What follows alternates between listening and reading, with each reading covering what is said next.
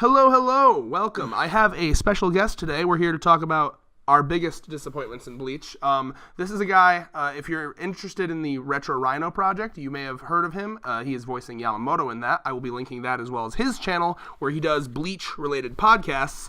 That is the Serete Talk. You want to take away from there?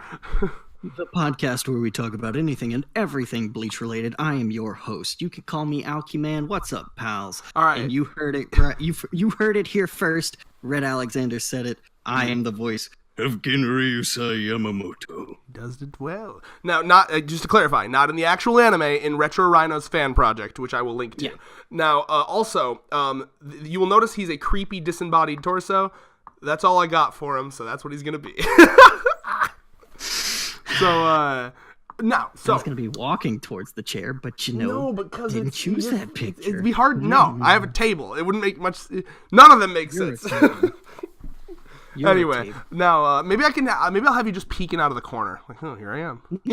Yeah, you know what? That's what's gonna happen. You're peeking out of the corner. I'd love to. All right. So here's what I want to talk about. Right. So him and I, big Bleach fans. And really, I mean it when I say check out his channel. He has great Bleach podcasts. He's interviewed a bunch of the voice actors, and I've been on a couple of them, so they're great. But I wanted to talk about what I was really disappointed about when Bleach ended, and I have a lot of things, and I guess I'll just throw one out immediately. I wanted to see more of Squad Zero, and I think everyone did. Oh. That goes without any type of question. Mm-hmm. Like, we really only saw Nimaya, we saw a full fight from him, and that was good. And then we saw a full fight from Ichibei, and the rest of them just kind of did little things here and there. But, like, God, it just felt so wrong for them to do so little and then just have that, like, they get shafted immediately. And then Kubo fucked his entire power scaling up, to me, by having Squad Zero get shafted and then having the regular Soul Reapers we know and love be able to take care of them. It just seemed so odd to me. Yeah. I honestly, I feel like this would be the best type of conversation for Ryan, considering like he's done a lot of planning for the final couple episodes and the Squad Zero fight. You know? Oh yeah. In that fan project, there will be a bunch of changes, and that's kind of the beauty and why I'm supporting it as well. Mm-hmm. Now, so what did you want to see more from Squad Zero, Cole? I wanted to there's a puck. You know their attacks and abilities, because like I'll use Steven Universe as the example. A lot of people know I'm a massive Steven Universe fan. In the final episodes Change Your Mind, we got to see the fusion of Steven and Pearl, Steven and Amethyst, and Steven and Garnet. Smoky Quartz, Rainbow 2.0, and I think Sunstone. It was fucking gorgeous. But like in the final arc of Bleach, all we got to see was a couple of their Shikais. Yeah, and that's what really it was only Ichibei that had like a full development. Like you could tell Kubo.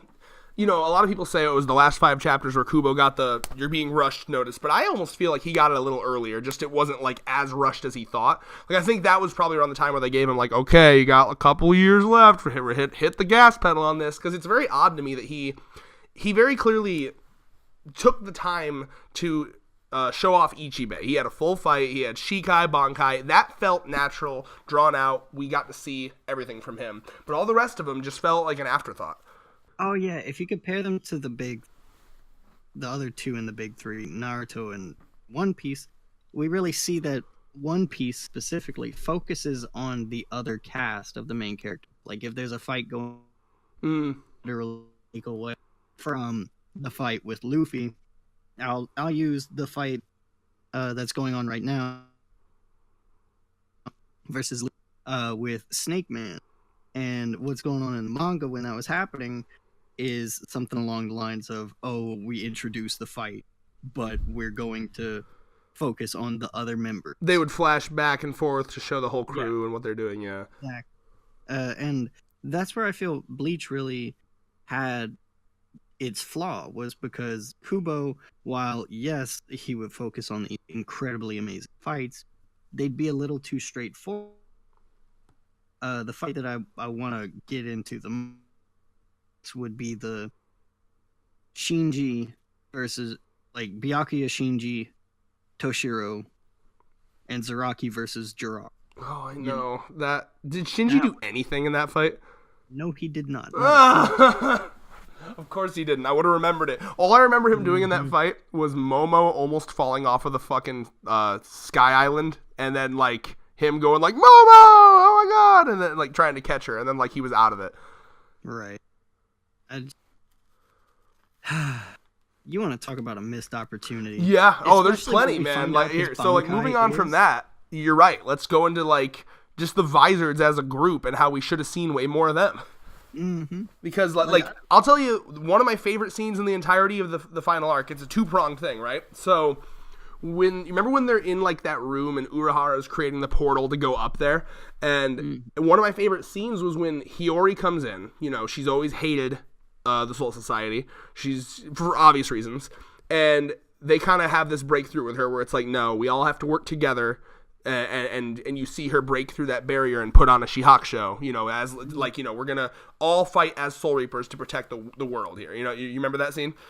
That's character development. That was fucking phenomenal. And as a fan of the Vizards, they are my favorite group in the whole series. I love the Vizards so much. So like when she put on that Shihakusho, I took that as, oh, Kubo's gonna do some shit with the Vizards. They're gonna have big character moments and it's gonna be great.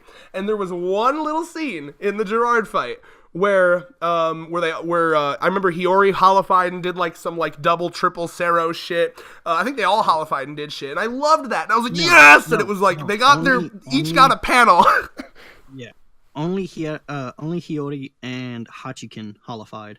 You're right. Yeah, no one else did. I was glad they holified because that was at the point too. You remember how little Kubo had them fucking use their masks in the final arc for some fucking reason. The fact that Kensei didn't use his mask at all in the Masked Masculine fight just infuriated me. That irritated the actual shit out of me. Yes! It's like, okay. I wanted to see, like, Kensei Halify go Bankai and then... Or, no, my bad. Kensei Bankai, Masked Masculine, try and steal his Bankai, and then be like, why didn't it work? Because of the exactly. The Vizards should have been the... Goes down with the mask. Yeah, the Vizards should have been the perfect, like, nullification antidote, per se, to the Quincy's, because of their Vizard, or their Hollow Blood. Now, also... I wanted to bring up, like, just as a shout out to Tekking, I don't know if you ever saw his reviews of Bleach back in the day, but, like, I really, like, during that fight, I remember him very specifically, he was like, remember when Kensei gets, like, knocked down to the ground and Mask is, like, charging at him? Yeah. He's like, okay, Kensei, that's great, good try. So now would be the time to reach your hand up and pull it in a downward motion, summoning your mask. But yeah, I mean, I loved the Vizards, and the concept of holification is one of my favorite power-ups in all of anime, because it's just, it's so simple. It's simple in its complexity, right? Like, the concept makes sense. I love how, you know, Aizen comes out at the end of the Soul Reaper arc, like, all right, here's the general way to get stronger. You break the barrier between the two species. You know, if you reach your limit as a Soul Reaper, you reach your limit as a Hollow, the obvious next step is become a little bit of both. That's how you break that limit. That made sense to me, and I loved it. So you look at the Vizards as these, like, you know, they're like a step, the logical next step of evolution beyond a Soul Reaper. So I always saw the Vizards on a tier above the rest of the captains, and I wish that Kubo would have stuck to that in his power scaling. I think the Vizards should have been, like the Vizards that were captain level, when they have their masks on, they should be, like, definitely above captain level. You know what I mean? Oh, I especially the ones that are already captain level. Yeah.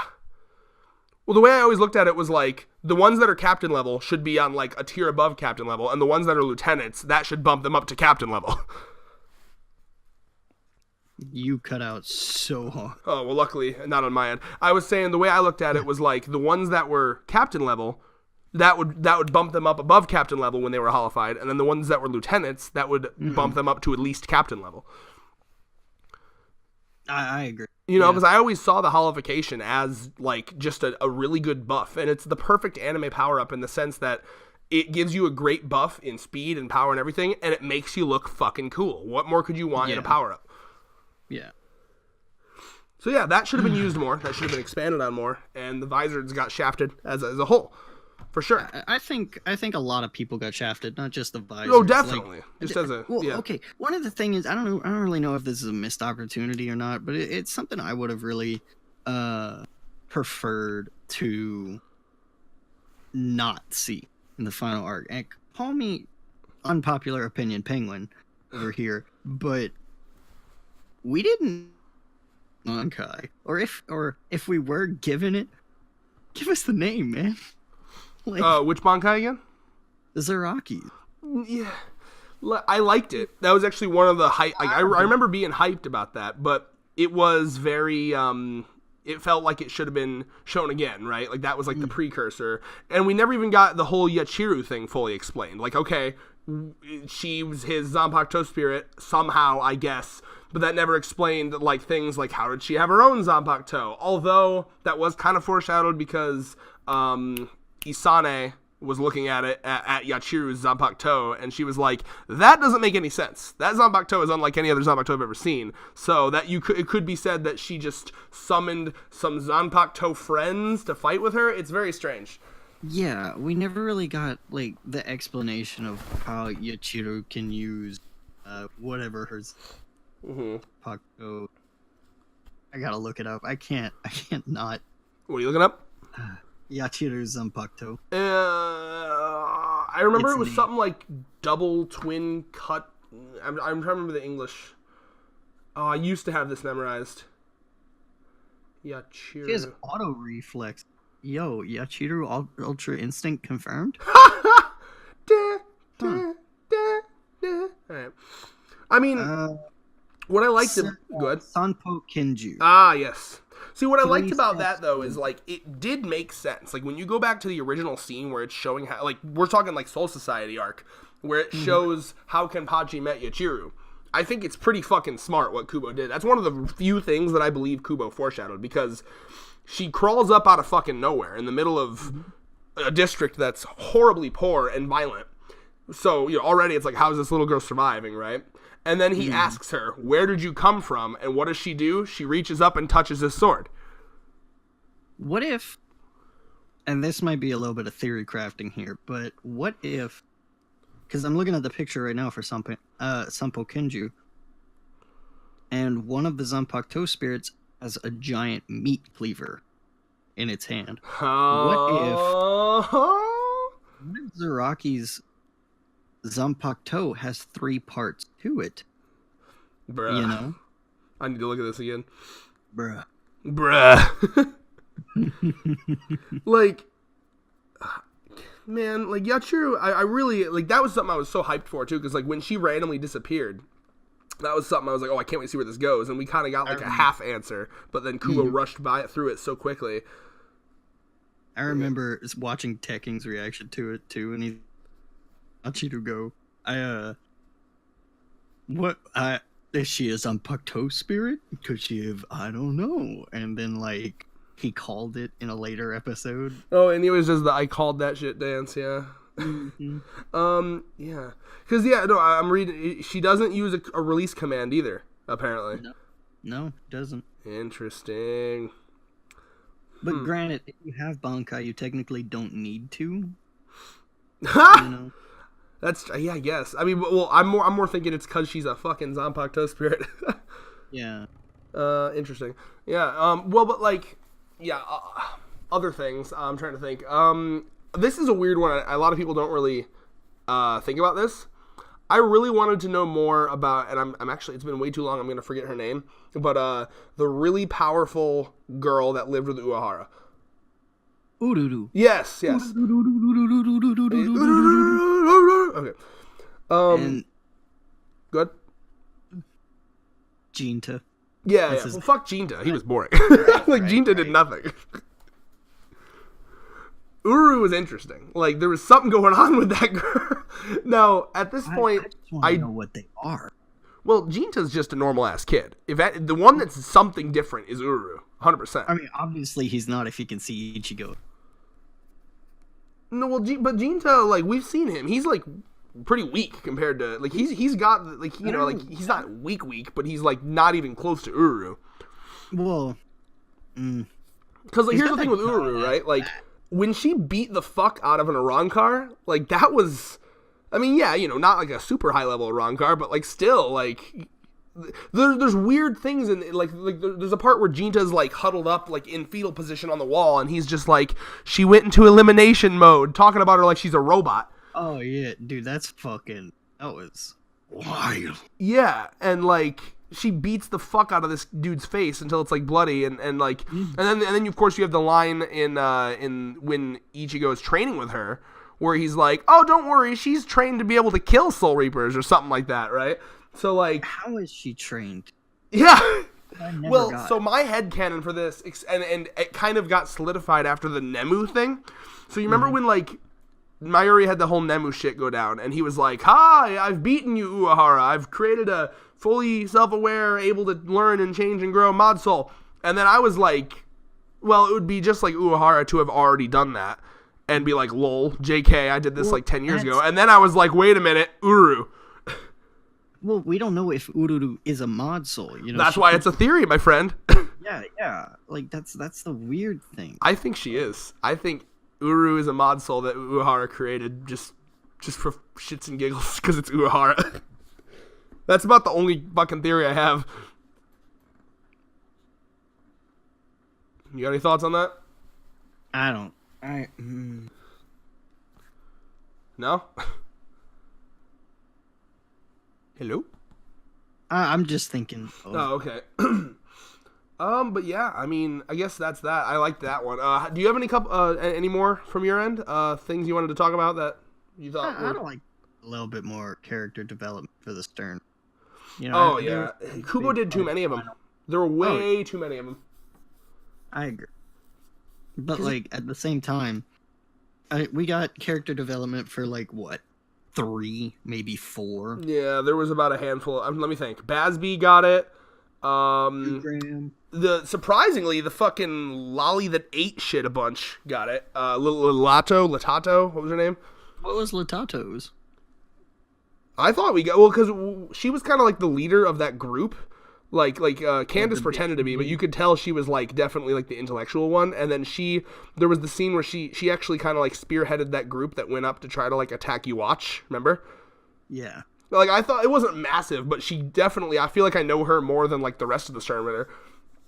Like I think a lot of the I think they call them the Femritters. I think got a pretty good amount of development, except with the exception of the really strong woman. Menines. Yeah.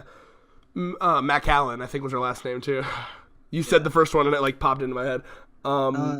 What's his name? Sterner F got it. Oh, Asnot? Asnot, yeah. Yeah. I mean, we had that one scene where he was like sitting, he was dying in a hospital and he was like, oh God, what's death like? Is it hell? Hell sounds scary. And of course, how can we forget Lloyd and Royd? Oh my God.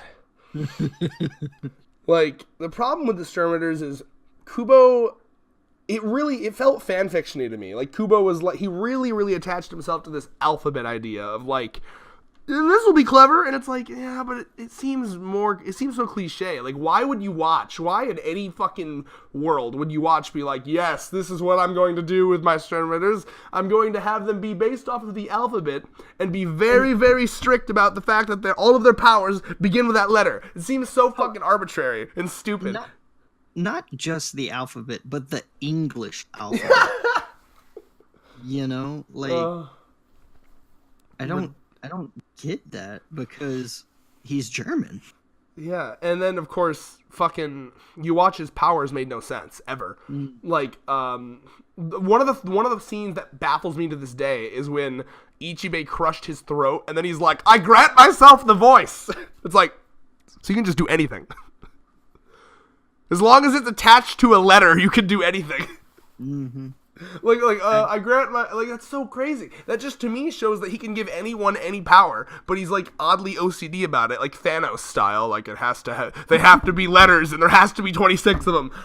Mm-hmm. It's fucking weird, bro. And then of course Kubo, he pulled the fucking Madara and made Yuwatch so overpowered that everyone should have known that the final fight was going to be garbage, because every time Kubo does this shit, he has to Deus Ex Machina his way out of it. Well, hey, at least it wasn't the fucking Oh, at least he didn't pull a Kaguya. You know. Oh, you thought I was the final boss? No. Oh.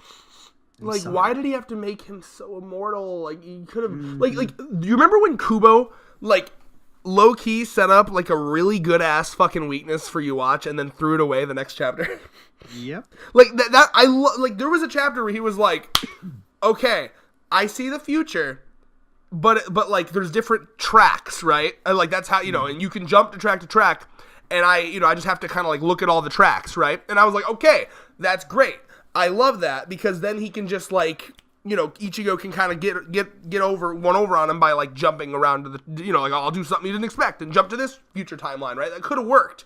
But then it was like, lol, JK, my power isn't to see the future, it's to change the future. And it was like, that was like a reveal within the last 10 chapters of the story where it was like, you thought I was this OP, but I'm actually this OP. Mm-hmm. For no reason. Kubo, 10 chapters before the fucking end, made him way more OP just to Deus Ex Machina him away. With Soul Silver, which was some shit that was introduced, like, again, 10 chapters before the end. Ugh. Thoughts? It's Bleach is a clusterfuck. Because it's like, it's got such a good world and such a good concept and feel, and like, I have such good nostalgic. It's not that I hate Bleach at all. It's just like, it could have been so much better. It had so much potential. Well, it's like what Ryan says, Bleach is good up until you look at its story. Yeah. Bleach is just a collection of like good characters and good fights and good powers. Just kind of mushed together.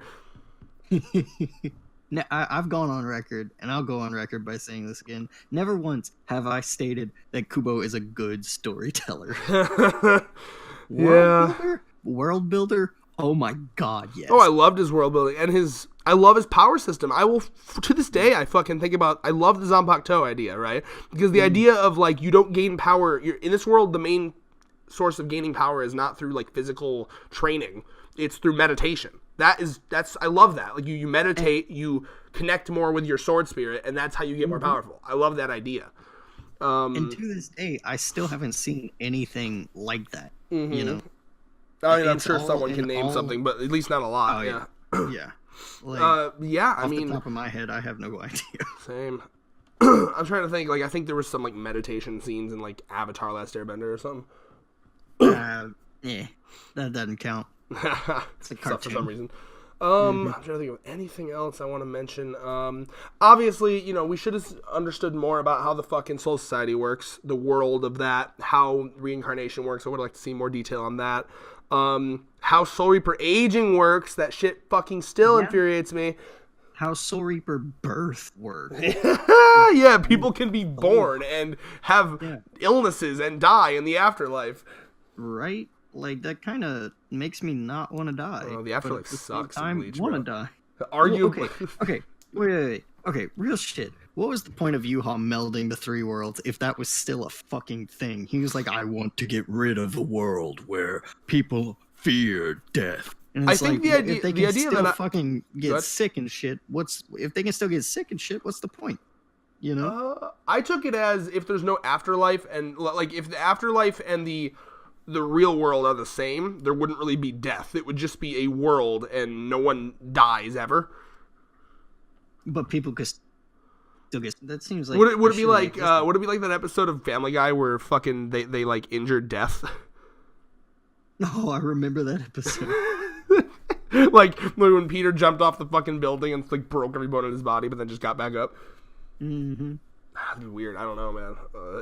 Because like Uwatch again was very similar. There's a lot of Uwatch Thanos parallels actually, because like the Uwatch had a similar like thing where like his goal makes no sense, but like he's just so like driven by it and he doesn't care. Like, you know, they could literally be like, dude, your goal would like fuck up the balance of the world and probably just end up killing everybody, and so it's not the end of the utopia thing. Fun. Yeah. Ugh.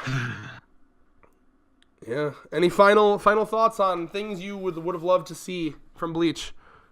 Well, I mean, we're kind of getting everything in the light novels. We're learning more about the final noble family.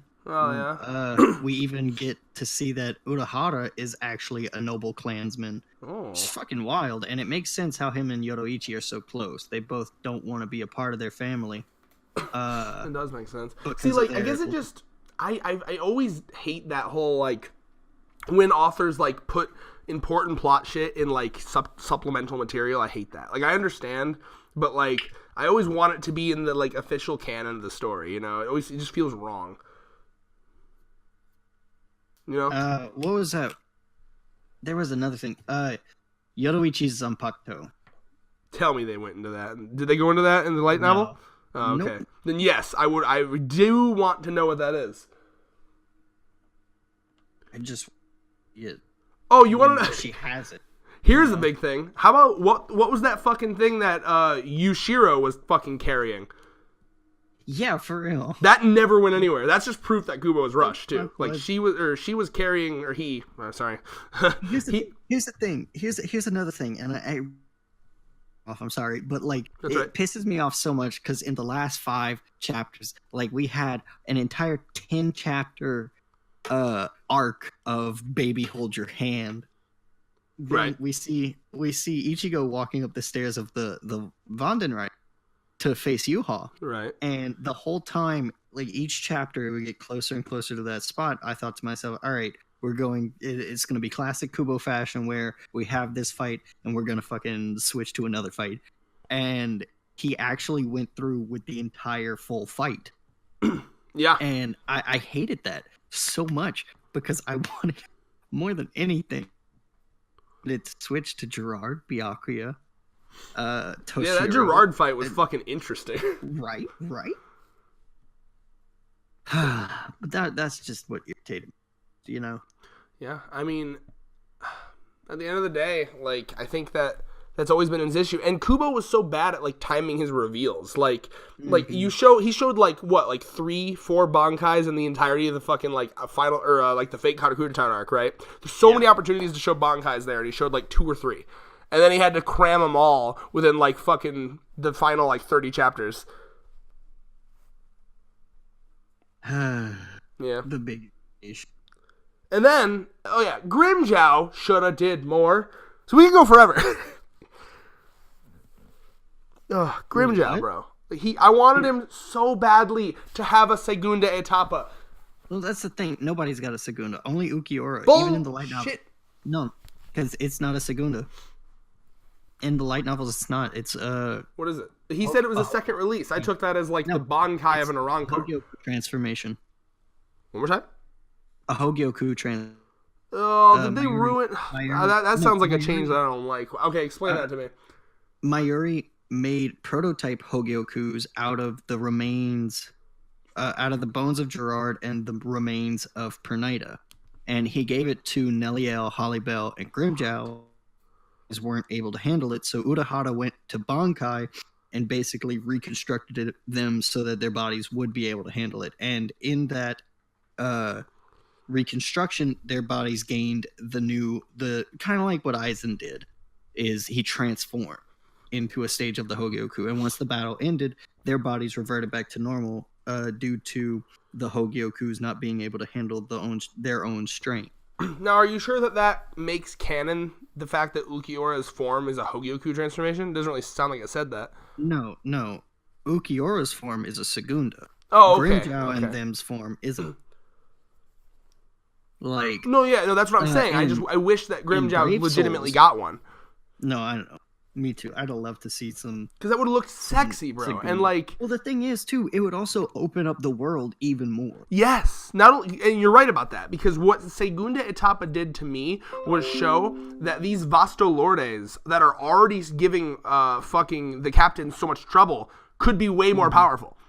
Exactly. Because I'm sorry, I know a lot of people don't agree with this. I still see Ukiura as the most powerful Espada, easily. I don't know where you sit on this, but here, to me, it's obvious, okay? Imagine every other Espada only has Shikai, and Ukiura is the only one with Bankai. That's essentially what it is. Well, the thing, my counter rebuttal to that is, Lila was so powerful he was able to split his soul, meaning he possibly didn't even need. So you wanna maybe consider that as like a equivalent to a Segunda Etapa? In a way. Okay, Ulquiorra, so if could Ulquiorra you wouldn't have achieved Segunda, he would have been able to split his soul. so you want to like maybe place Ulquiorra at number 2 behind Coyote Stark then? Yeah, I can definitely see. All right, that's fair. Because like to me, it's just top that 3, if anything, you know. To me, Ulquiorra gave like the shit we saw from Ulquiorra and what he did was far beyond anything 1, 2, or 3 did, in my opinion. Like just the sheer destructive force and how much of an issue was. Because I think here's the thing, right? I think Full Hollow Ichigo could do a number like Full Hollow Vassalord Ichigo. I see him as being able to do not like I don't know if he could beat necessarily, but I think he could do a number on like Shusui or Shunsui and Uehara. I don't again. They wouldn't be able to beat him, but I think that they'd have to go into Bankai to take Full Hollow Ichigo down, personally. So, like, that's why I end up seeing Ulquiorra as a little bit higher than he was ranked. And, again, I know some people are like, Aizen knew. Because Aizen knows everything. He's some, but it's like, I still like to think that Aizen legitimately didn't know about Ulquiorra's second form. Okay. I like to think that. When people say, like, oh, Aizen knew, he knew Ulquiorra would be strong enough to hold Ichigo off at the very slightest. Well, I mean, he clearly trusted Ulquiorra like some of the most out of all the Espada. Yeah. Exactly. Like, but knowing about the Segunda, I don't think he did. I like to think he didn't because that kind of, to me, fixed what I considered was a plot hole with Ulquiorra's placement in the Espada. But yeah, I mean, like, Segunda Etapas would have been great to see. Like, just because they really just felt so intimidating. Like, that fight to this day is still so fun to watch because, like, I think Lanza de El Rampago is still to this day the highest, like, just pure DC-based attack in Bleach. Oh, yeah. Like, that was... Because people have done the calcs on that and, like, how big how big Las Noches is supposed to be. Like, however many days walk from each gate or whatever. Like, people have done the calcs that's, like, you're talking, like, small country level explosion. Yeah. That shit wild. Yeah, so fucking insanity. But yeah, I guess so. Bleach, at the end of the day, one of my favorite series. It really got me into anime. It was one of my first series anime that I ever watched, and I wish that I hope that you ever think that we'll get like official Viz translations of the fucking light novels here. No. Okay. Unfortunately, I don't. Like, even with the petition that Platinum is trying to go with. Why did the Naruto ones come here? Bleach is huge in America. Right, it's bigger than, like, Bleach in America is bigger than Bleach in or Naruto in America. Yeah. I'm not sure about that. I know Bleach in America is more popular than Bleach in Japan. Oh yeah, well, I mean, that could also be due to the fact that I don't know. Well, America just likes Bleach. Bigger. Yeah. Well, I don't know. I think that America likes Bleach better than Japan likes Bleach, because like, and I get that from the fact that when it was coming out weekly in the final arc, it was always ranked really low, and everyone in America was like, "What the fuck, Japan?" But well, even now though, but like right now, Bleach is still like in the top. Oh yeah, when you want to go pure volume sales, I mean, it's kind of earned its place in the big 3 for all of time, you know. But it truly is a legendary series. Yeah, I agree. So, I guess I'll end off by saying, check out Cole's channel. I'll card it or link it. Like I said, he's got a podcast all about Bleach. Anything you can think about to talk about Bleach, he's basically got an episode on it, or he will have an episode on it.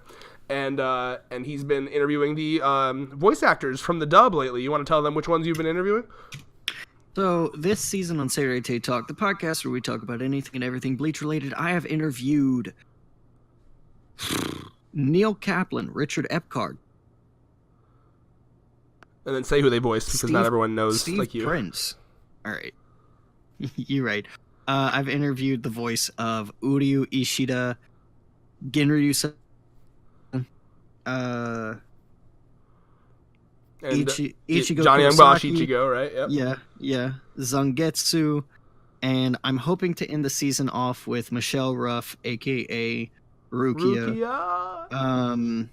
Patrick Seitz, the voice of Kenpachi Zaraki, and Roger Craig Smith, the voice of Shinji Hirako.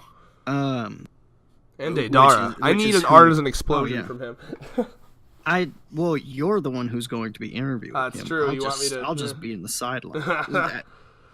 Dude, Deidara, just as a side note, Deidara, fucking underrated member of the Akatsuki, I'm saying right now. I agree. He's definitely one of my favorites. He was a rare Naruto character that had personality. Mm-hmm. Oh, Naruto was a mixed bag. But that's a topic for another video. Thank you, everybody, for watching. Check out his channel, and I'll even link a couple of the ones that I've been a part of as well on his channel as well. And I guess peace.